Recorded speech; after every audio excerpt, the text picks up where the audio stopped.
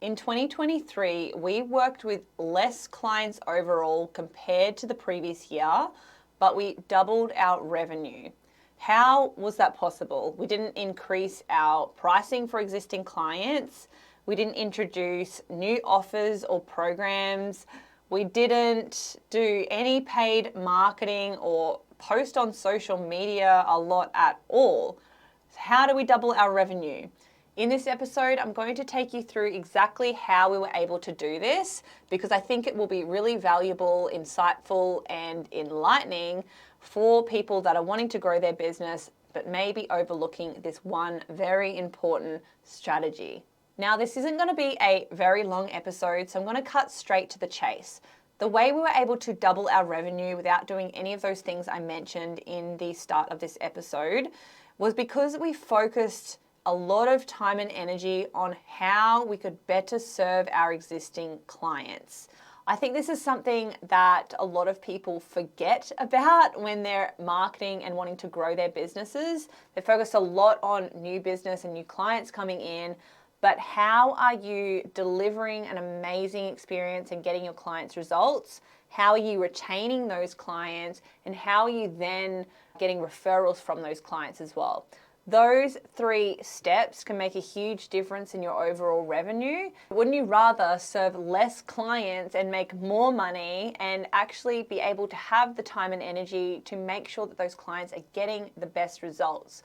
Well, that was the question I asked myself at the beginning of 2023 when I realized I was focusing a lot on getting new business instead of really looking at the client base that we already had and asking myself, how can we do more for these people? How can we serve them better? And physically asking them what they needed and then selling them on that next thing that they needed that we knew that we could deliver. So we looked at those 3 steps post-sale and we, like I said, spent a lot of time and energy on figuring out how we could do these things better. Starting with delivery, we audited and optimized all of our internal systems and processes. That made us way more efficient. We were able to deliver within the timeframes more effectively, and we had a higher client satisfaction. The overall experience for the client, the feedback we got had improved significantly as well. We knew that we already had a good system and process for website design packages, but there is always room for improvement. So we really overhauled that entire process internally and for the client side as well. So we're able to create a better experience and better outcomes for clients in those initial projects, which is the majority of new clients that do come into the business, which are for website design packages. So we really mastered delivery. We then looked at how we were retaining clients. So we already had a high retention rate overall, but this was on a very small retainer. So I had to look at and physically ask my clients and reach out to them and have these conversations about how we could continue to serve them at a higher level. The no-brainer option for this was through SEO. This was one of our higher tiered retainers. We were already getting great results for the people that had converted from website build into ongoing SEO maintenance or management, but there were a lot of people that hadn't made that transition over because they didn't really know that that's what we offered and we weren't actively trying to upsell them. But we looked at how we could convert more of the people that were in our client base into that higher retainer, not just for the revenue, but because we knew that we could really serve and help these people at a higher level. And that allowed us to increase the customer lifetime value, which is obviously very important and for a business. But not only that, these initial website builds that a lot of them would have just sat there and probably just maintained the amount of traffic and leads and new business that was coming in through their website if we hadn't done the ongoing SEO, and now seeing major growth within their business because we're able to continuously optimize their site and get them seen in search, which is bringing in new inquiries, new leads, and new sales month after month. So we're serving them at a higher level.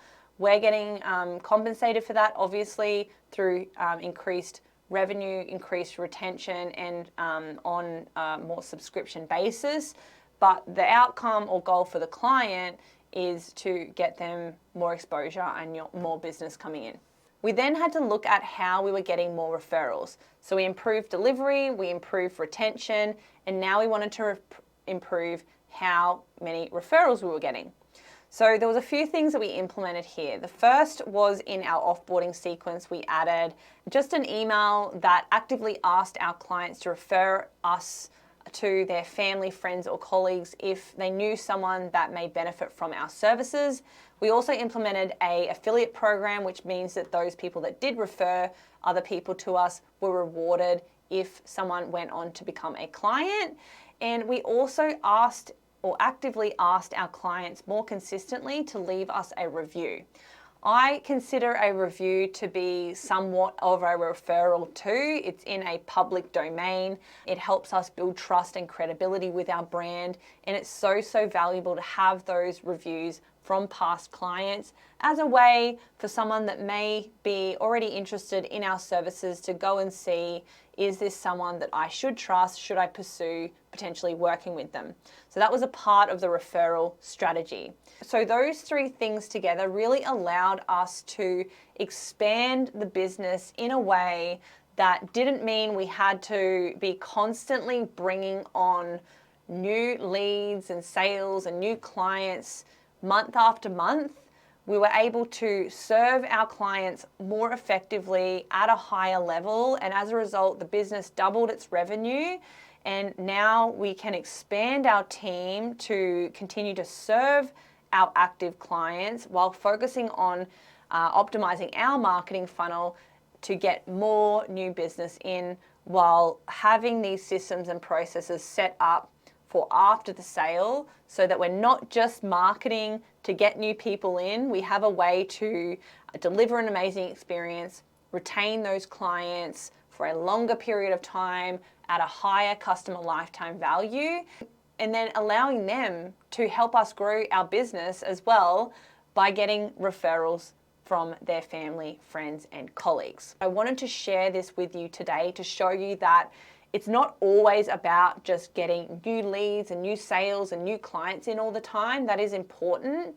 But if you're at a point or you're able to find a way to better serve the clients that you do have, I do think that that builds a better foundation that you're building your business upon. Because ultimately, if you keep getting new business in and you're not delivering, retaining, and getting referrals, then you're going to be on this never-ending cycle of trying to get new leads and new business in, which can be really draining. And that retention and that system after the sale is what creates sustainability and longevity in a business, in my opinion. So I hope this has been insightful and helpful to you. It is something that I think is important and often overlooked with a lot of business owners, and it has really helped us to ensure that we can grow our business, and ultimately helped us double our revenue in 2023, and is something that we'll continue to optimize as the business grows.